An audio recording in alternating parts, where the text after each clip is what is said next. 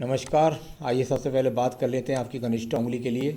ये कनिष्ठ उंगली और इसको बोलते हैं ज्ञान की उंगली। ज्ञान की उंगली, अच्छी याददाश्त की उंगली और साथ ही साथ मैं कहूँ तो ये कह सकते हैं कि व्यक्ति सही समय पर सही काम कर देता है।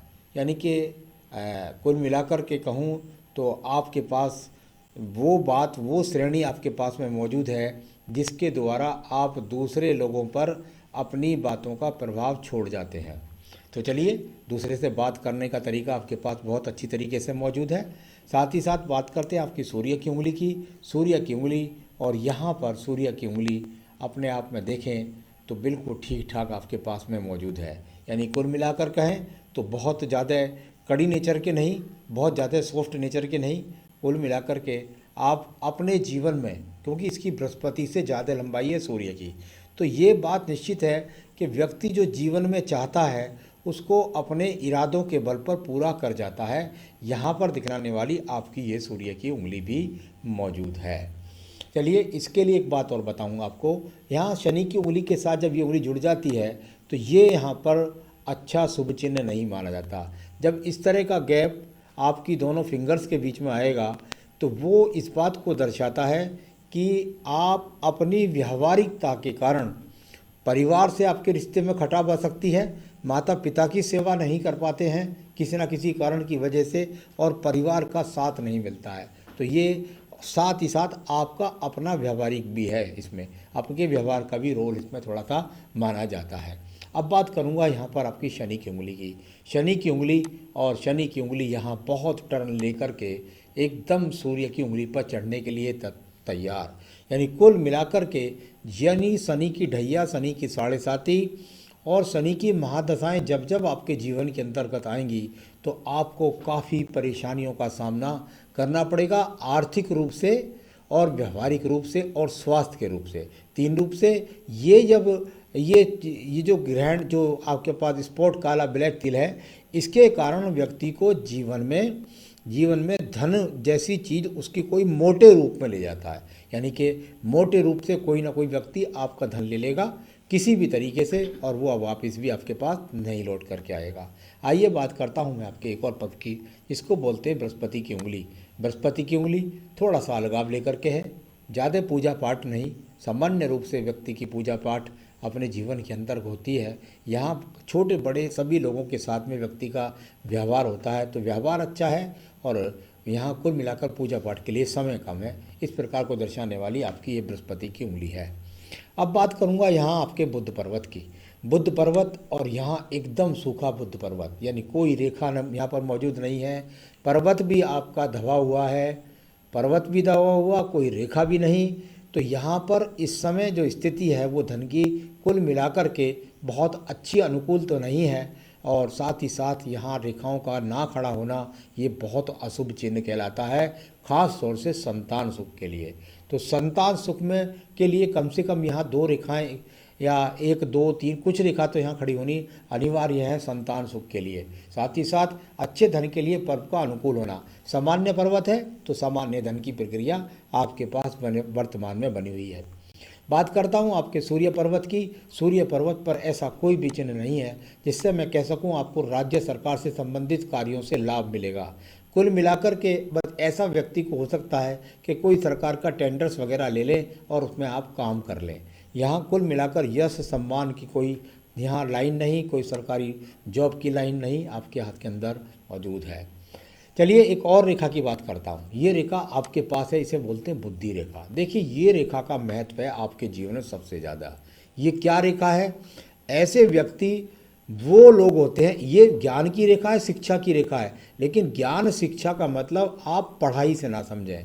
इसका मतलब मैंने वो भी देखा है कि जैसे मान लिया कोई भट्टा चलता है तो भट्टे पे 50 जो लेबर को चलाने वाला, संचालन करने वाला जो ठेकेदार होता है, वो व्यक्ति 8वीं क्लास पढ़ा होने के बाद भी इतने बड़े लोगों के बीच पर अपना वर्चस्व रखता है। तो इस तरह की बुद्धि के द्वारा जब लंबी रेखा हो तो व्यक्ति यानी कि अपनी बुद्धि के द्वारा काफ़ी लोगों पर संचालन करता है।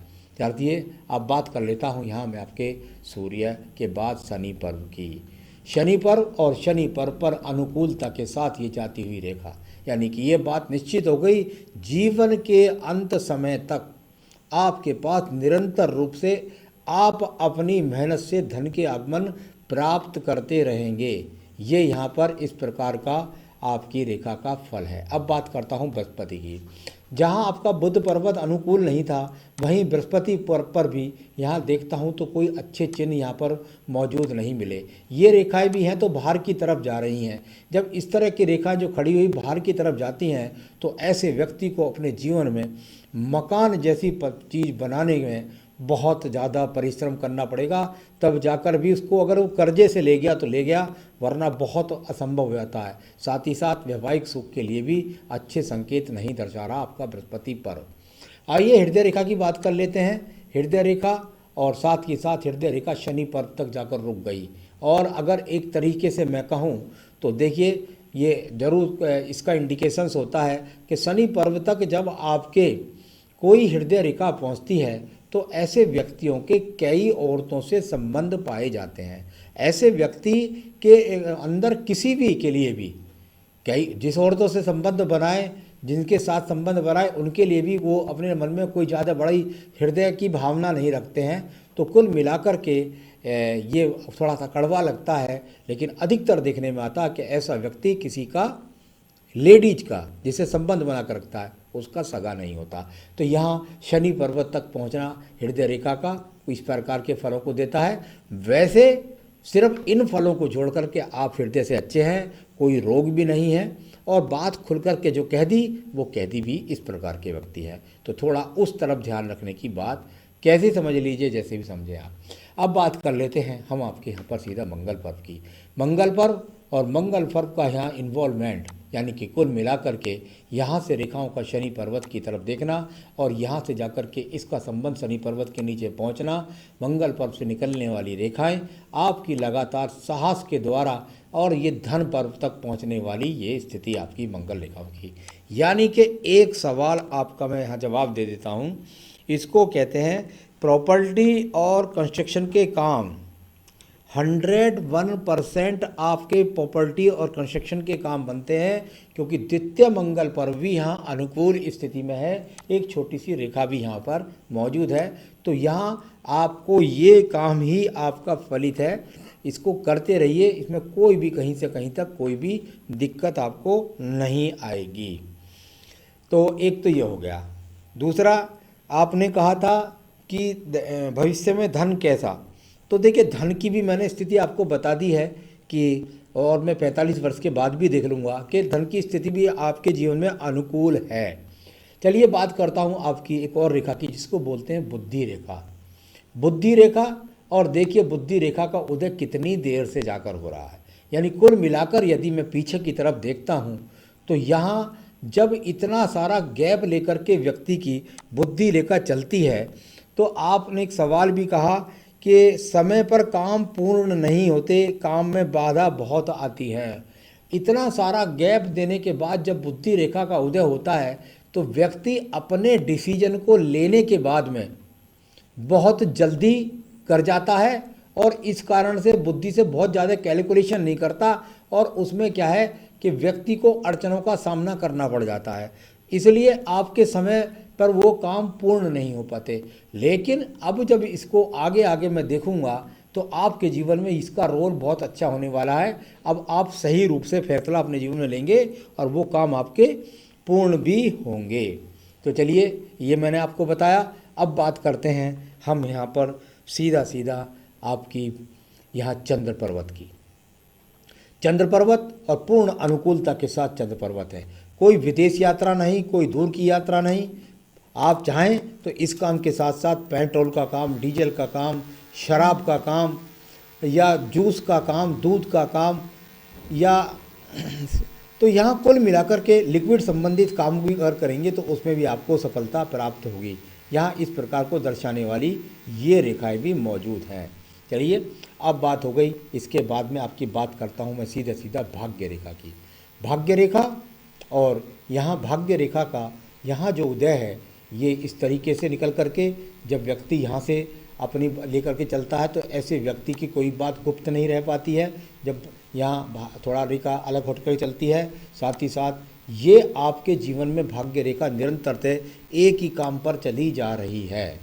जहाँ ये रेखा आपके जीवन की काट रही है, इसको कहेंगे आपके जीवन का लगभग मैं समझता हूँ 40वां वर्ष। और 40वें वर्ष में आपके जीवन में 39 से 40वें वर्ष में कोई ना कोई यहाँ बड़ा परिवर्तन आपके जीवन में हुआ होगा। यहाँ इस प्रकार को दर्शाने वाली जब स्थिति आती है तो राहु रेखा से काटिए। यहाँ धन भी मिल रहा है, कुछ ना कुछ मिल भी रहा है, तो बहुत ज़्यादा कोई अप डाउन की कुछ ना कुछ स्थिति यहाँ आपके जीवन में रही होगी। और ये 39 से 40वां वर्ष है। उसके बाद समान रूप से आपकी रेखा लगातार यहाँ पर चलती जा रही है। एक रेखा यहाँ भाग्य रेखा की यहाँ पढ़ता हूँ तो ये यहाँ से उदय हो रहा है, ये भी 39 से 40वें वर्ष में ही हुआ है। यानी 39 से 40वें वर्ष के बाद आपकी जो प्रगति का स्वरूप है वो कहीं ना कहीं जरूर बदला है। तो यहाँ इस प्रकार को दर्शाने वाली रेखा आपके पास में मौजूद है। अब आपने कहा खुद का नाम, मकान, बंगला, वाहन। जहाँ तक आपने खुद का मकान वाहन की बात करी है, ऐसा मौका आपके जीवन में 39वें वर्ष में आया था। 39वें वर्ष में वो मौका आया था जिसमें आप ज़मीन खरीद सकते थे या आपने खरीद के रख दी होगी। तो वो रख दी होगी यदि आपने, तो उसका कंस्ट्रक्शन आपको जल्दी मिल जाएगा। उस समय नहीं खरीदी होगी तो फिर आपको नहीं मिलेगा। तो चलिए ये भी मैंने आपको बता दिया। उसी वाहन की जहाँ तक सवाल है, वाहन तो आप कभी भी ले सकते हैं, यहाँ ऐसी स्थिति है। लेकिन व्यक्ति का बृहस्पति अच्छा न होने के कारण आप वाहन को थोड़ा सा कर्ज रूप में ले पाएंगे। मकान भी मैंने आपको बताया था कि कर्ज रूप में ही वो लेकर के आपका बनेगा। तो इस प्रकार की स्थिति 2010 से 12, यानी कि अगर 2010 में बात करूं तो वो आपके जीवन का था यहाँ 35वां वर्ष, 35वां वर्ष आपका।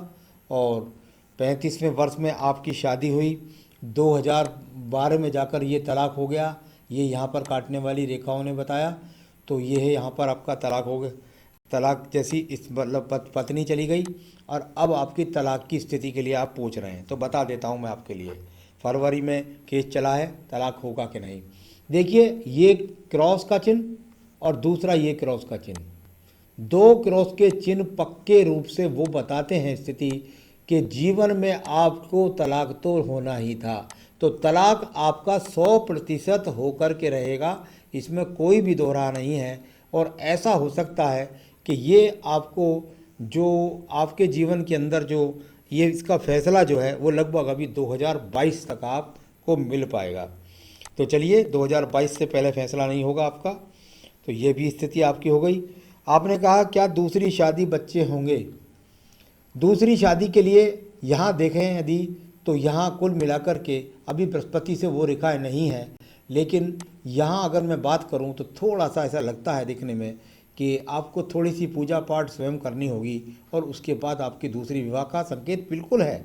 यहाँ इतना खराब बृहस्पति और शुक्र नहीं है, थोड़ा शुक्र को और देख लूँगा। तो चलिए मैं पहले शुक्र पर्व को देखता हूँ, फिर बताता हूँ आपकी शादी होगी कि नहीं। यहाँ शुक्र पर्व, और शुक्र पर्व यहाँ पूर्णतः अनुकूल स्थिति में है। बहुत ज़्यादा सुख सुविधाएं नहीं हैं, लेकिन शुक्र पर्वत पर कोई ऐसा स्टार नहीं मिला जिसकी वजह से आपका दूसरा विवाह न हो। निश्चित रूप से आपका दूसरा विवाह होगा, इसके लिए आपको थोड़ा सा पूजा पाठ जरूर करनी पड़ेगी, उसके बाद आपका विवाह दूसरा हो जाएगा। इसमें थोड़ा सा जब इस प्रकार के यहाँ क्रॉस मिलते हैं और ये ब्रैकेट्स बन जाता है, तो ऐसा हो सकता है कि वो औरत पहले से शादीशुदा हो या उसका भी तलाक हुआ हो। इस तरह के संकेतों को दर्शा रहा है यहाँ ये संकेत। तो इस तरह की महिला से आपका विवाह होने की ज़्यादा संभावना है। तो विवाह होगा। संतान के लिए आपने पूछा है, तो संतान के लिए देख लेते हैं।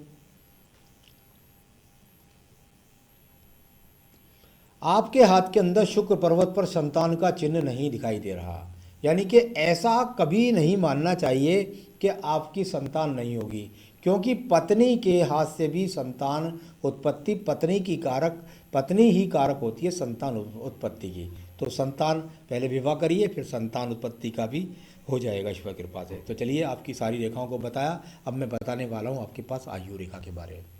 आयु रेखा और कुल मिलाकर के आपकी आयु रेखा यहाँ वर्तमान में 74-75 वर्ष की है। आगे भी ये रेखाएं बढ़ती रहती हैं, तो कोई ज़्यादा परेशानी की ज़रूरत नहीं है। तो बिल्कुल इतनी आयु भी है आपके पास में। अब मैं बताऊंगा कि आप क्या करें जो आपको जीवन में दोबारा से जल्दी तो आपको मुकदमे से छुटकारा मिले।